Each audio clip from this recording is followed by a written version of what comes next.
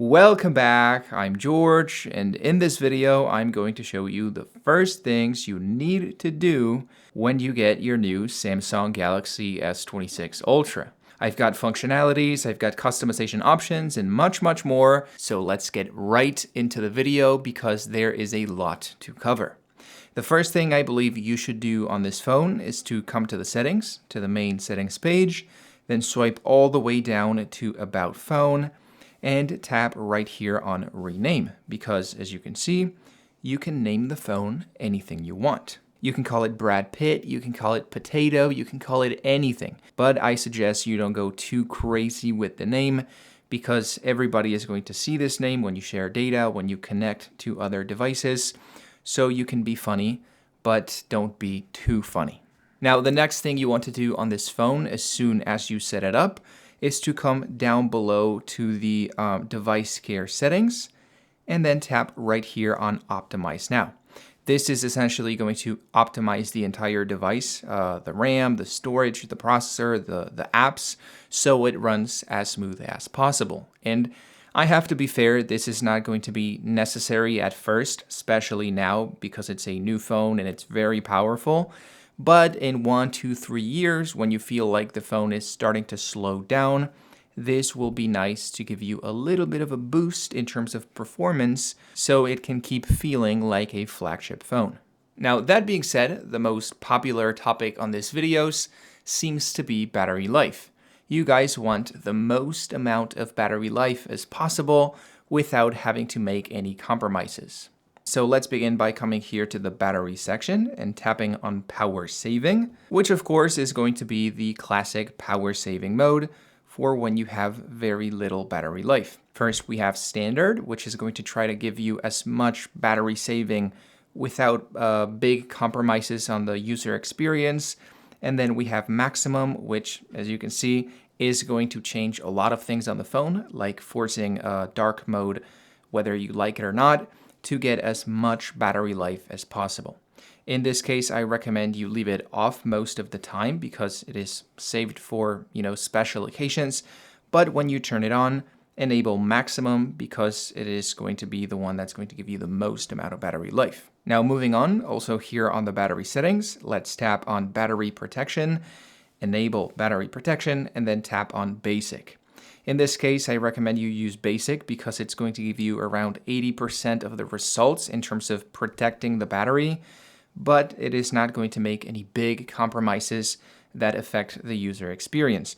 As you can see, if we tap on maximum, it is going to set a battery charging limit, so you won't ever be able to have the battery at 100%, and it's going to make other changes, and it's a little bit more inconvenient for your user experience, so to say.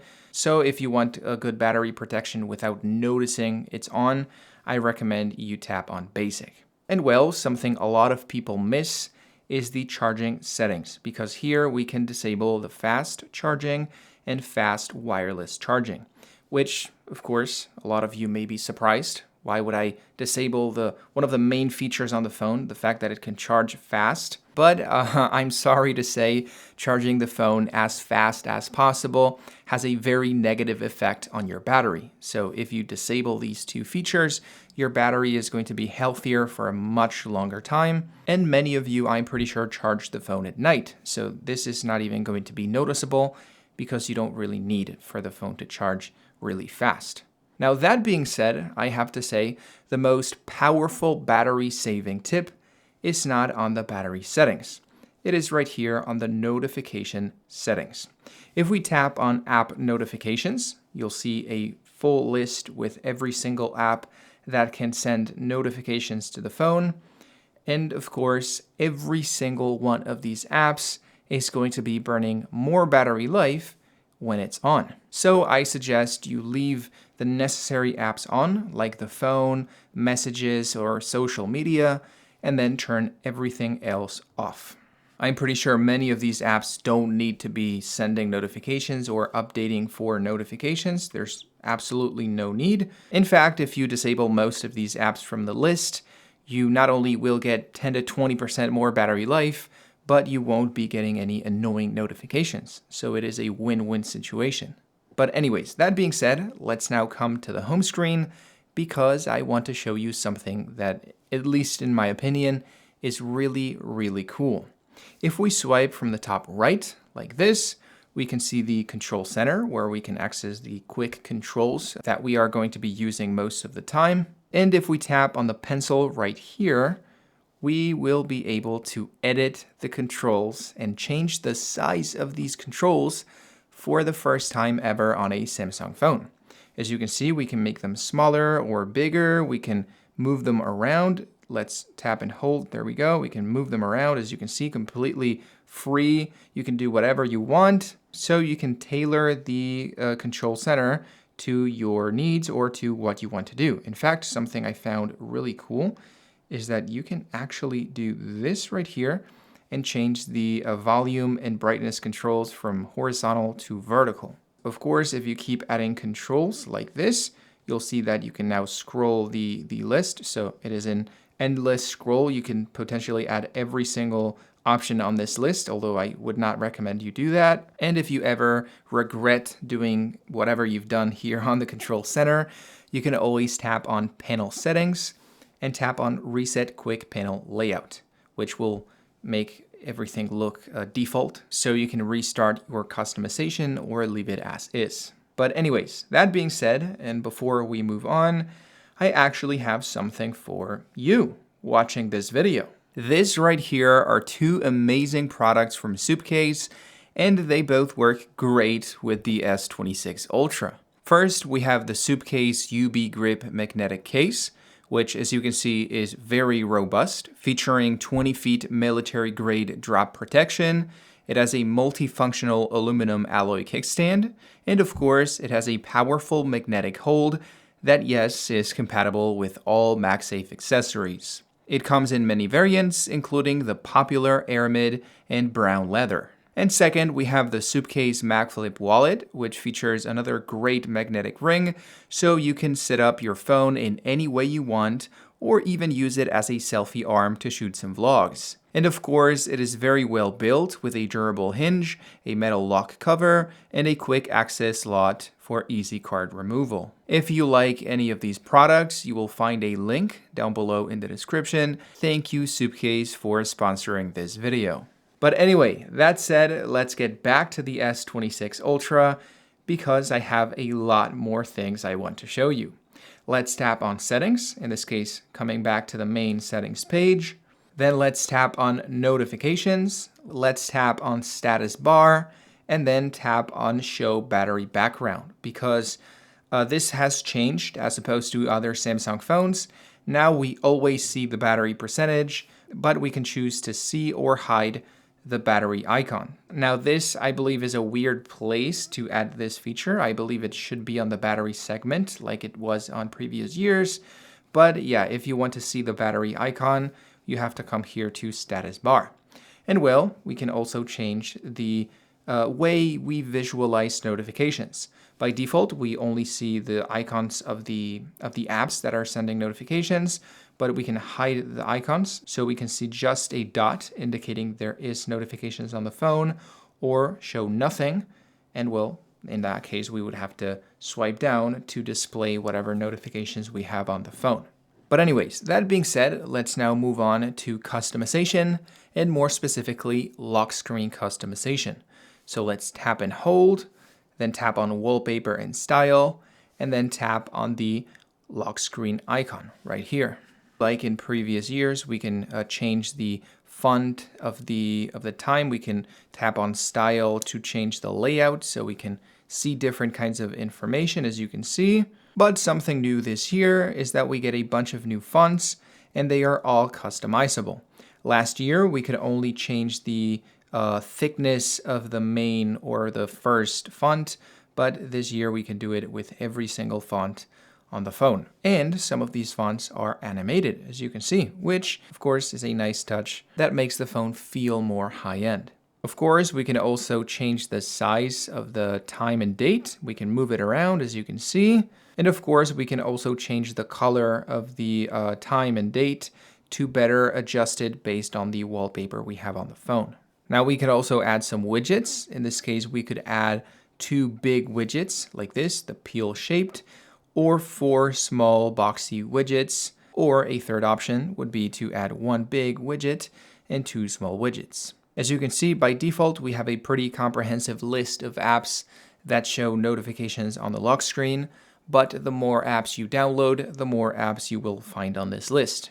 And of course, we can also change the quick controls on the bottom from either, well, the basic controls or any app that's available on the phone. So once again, the more apps you download, the more apps that will show up on this list. Now, if we tap right here at the top left, we can also change the wallpaper from either the default wallpapers on Samsung phones, AI wallpapers we can customize based on our taste and desires, or we can always tap on gallery and select from any photo we have on our phone, so we can make it a little bit more personal.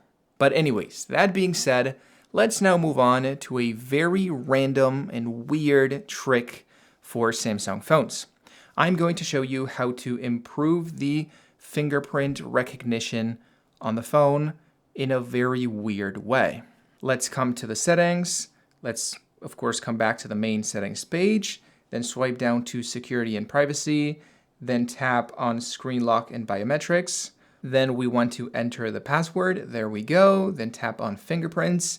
And although you are probably not going to like this, I want you to delete your fingerprints from the phone. In this case, I had 2. Let's delete both because we are actually going to add the same fingerprints you had, but in a slightly different way. So let's tap on plus, let's tap on continue, let's tap on register. And what we're going to do is we are going to use 2 fingers at the same time. So 1, 2, 1, 2.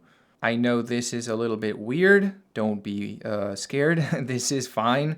You'll see later this will improve the speed for some weird reason. And well, once the first fingerprint is added, we are going to do the same thing again. So the same 2 fingers all over again. I know, once again, I know it is a little strange. This makes no sense on paper. But once it is done, we will find the fingerprint sensor a lot faster. In this case, as you can see, I barely have to rest my finger on the display for the phone to unlock. Of course, it is not very easy to show the difference because it was already pretty fast before, but on many Samsung phones where I've tried this feature, it actually does improve the speed, and most importantly, it also improves the reliability of the sensor, so it is not going to fail as much as it did before. But anyways, that being said, it is time. I'm going to show you the best feature on the S26 Ultra that is only available on the S26 Ultra, not on any other phone on the planet, at least as of right now. As you can see, by default, the phone looks fine. If you look at it off axis, it just looks like any other phone. But if we swipe down to access the control center and tap on privacy display, automatically the phone is going to create a software privacy glass so people cannot see the phone if they are not directly looking at it, like on a bus or the subway, which can be especially useful if you have secret or sensitive information. As you can see, if we turn it off, it is going to go back to normal, where people can see the phone off axis. And of course, the cool thing about this is that we don't have to buy a separate and permanent privacy glass on the phone, and that, this is really cool, we can customize which apps or places use the privacy protection. So if we tap on conditions for turning on, we will find the option to add it to specific apps. As you can see, it is always going to be on with the calculator app, but that's just for demo. You can use any app on this list.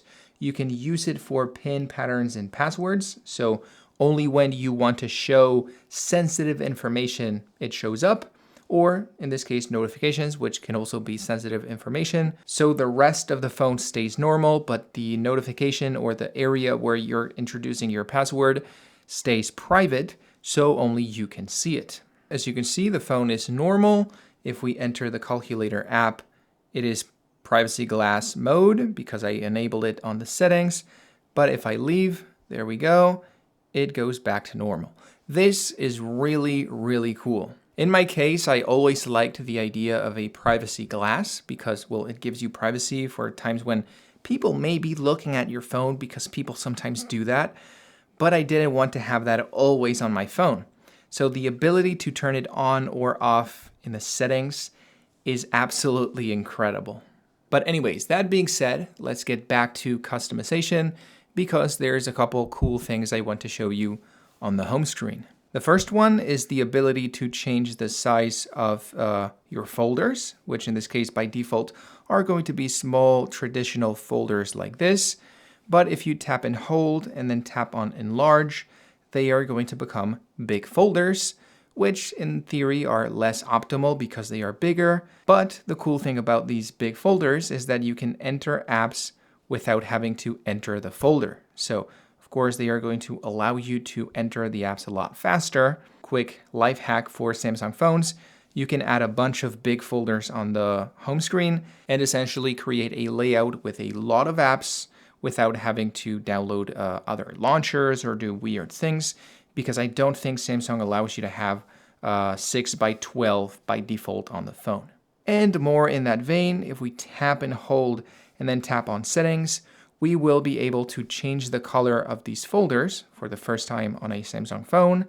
And even better, we can reduce the opacity like this, so we get an even more realistic feeling of app layout, in case you want to add a bunch of folders like I said earlier.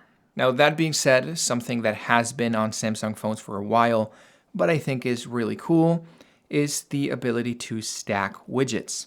So by default, you'll see that you have one widget per area on the phone, which is not the most optimal in terms of space. But if we tap and hold on a widget and then tap on Create Stack, we will be able to add multiple different widgets on top of each other. So you can swipe like this and access a bunch of widgets without necessarily having to cover multiple home screen pages like you had to do before. And of course, this is available on every single widget size, from the biggest to the smallest, so don't worry about it. You don't have to use big widgets to be able to stack them together. Now, that being said, we are in 2026, and there is a lot of new AI features on Samsung phones. Some of these features are bloat. I don't think you're going to be using them in your day-to-day life, but some of these features are actually pretty interesting. So if we tap on the phone app, then tap on the three dots right here, and then tap on settings, we will find two very interesting AI features. The first one is call screening, which allows you to essentially not answer the phone and let the AI on the phone do it for you. So if there's a random number you don't know and you don't really know if it's telemarketing or a scam, you can let the AI assistant respond for you and ask the other person what they want and who they are. And if the phone deems it is relevant or you may want to know what it is, it will give you a notification and let you hop in on the conversation. This can actually be really useful if you're receiving like 1 or 2 spam calls every day, like I do, unfortunately. So you don't have to be answering the phone, seeing it's a random AI voice and having to hang up on the phone most of the time. And then more in that vein, we have Live Translate, which is essentially going to translate what the other person is saying on the phone and what you are saying, so you can essentially both speak the same language. For example, if you speak English and the person that's calling speaks Spanish, you can essentially hear English and they can hear Spanish, so you can communicate more efficiently. I think this is the default option, so English to Spanish, but as you can see, you can select from a bunch of other languages. You can choose French, German, Hindi, Indonesian. Well, there's a very big list of languages to select, so you can essentially talk to people from almost anywhere on the planet. But if you're going to use this feature, I recommend you mute your voice and you mute the other person's voice, so you can only hear your language and they can hear their language, and it doesn't get more confusing than it may be, because at the end of the day, this is going to be AI voices talking to each other, essentially. And well, I think this has already been around for 2 years, but I like it, so I also want to show you call captions, which, like the name suggests, is going to create live captions of whatever is said in the conversation from both people on the call. So as you can see right here it is going to look more or less like an iMessage conversation that you can then copy and paste and move around and do whatever you want with, which in case if it's something legal or important and you want to keep track of everything that's been said, can actually be really useful. Now that being said, another cool AI feature I want to show you is circle to search. So if you tap and hold on the bottom like this and circle anything you want on the phone, it is essentially going to show you, well, a result, a Google result showing you multiple different things related to that image. Now this has been around for a couple of years and it's fine, it's useful, but something I really like is that now with the S26 Ultra, you also get recommended searches based on the image. So in this case, I selected an app. So it is going to say app download. What is this? What does this mean? But if I circle something like a Brad Pitt photo, like this one, it is going to give me tailored results for the search. So net worth, what's his name, date of birth, movies, which of course is related to a person because it identified this was a person. Let's tap on date of birth, which is automatically going to direct me to Gemini for the answer. And boom, there we go. Brad Pitt was born on December 18th, 1963. So he is 62 years old. Wow, he looks really good for a 62-year-old person.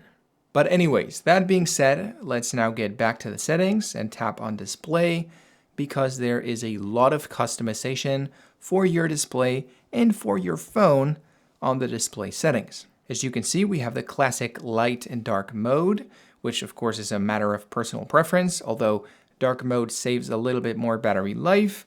We can choose to change the brightness manually or automatically, like this. In this case, I'm recording a video, so I'm going to set it to manual. Then we have this really cool extra brightness feature most people don't even know exists. But if you're outdoors on a sunny day and you can't see what's on your phone, you can come here and tap on extra brightness so you can unleash the maximum potential brightness on the phone and see whatever is on your display. Now, of course, you can also enable the privacy display, but we've already covered that from the control center. You can change the motion smoothness, so it can be adaptive at 120 Hertz or standard at 60 Hertz, which in this case, some people notice the difference, some people don't notice the difference between the two. So I suggest you try standard first, see if you like it or if you find it choppy, because of course, standard is going to save more battery life. So if you don't really notice the difference, then leave it on standard because, as I said, it gives you a little bit more battery life. Then we have a very underrated feature called Eye Comfort Shield, which is essentially going to tint the display, make it a little bit yellow, so to say, because it's essentially deleting the blue lights on the phone, so you have an easier time falling asleep at night. This may sound weird, may sound stupid, but trust me, the blue lights on your phone affect your circadian rhythms and give you a hard time falling asleep. So if you're having trouble at night, like I do sometimes, then turn this on. Believe me, it is going to help you a lot, especially if you use your phone in bed. Now, a little bit below, we have the screen mode. In this case, by default, it is vivid, the traditional Samsung style, but we can change it to natural, which is more of a realistic set of colors, closer to what you can see in real life. So in this case, you can choose between things looking cool and good or things looking natural. But that's, once again, a matter of personal preference. Then, of course, we can also change the resolution from either 720p, 1080p, or 1440p. And in this case, I highly recommend you set it at 1440 because that is the default resolution for the display. So it's a one-to-one match. And therefore, it is going to look way sharper than 1080p or 720p. It is going to burn a little bit more battery life, but we've done a lot of optimization already in terms of battery life, so I don't think it's going to be a problem. Then we have the screen timeout, which is at 30 seconds by default. So every 30 seconds, the phone is going to automatically turn off.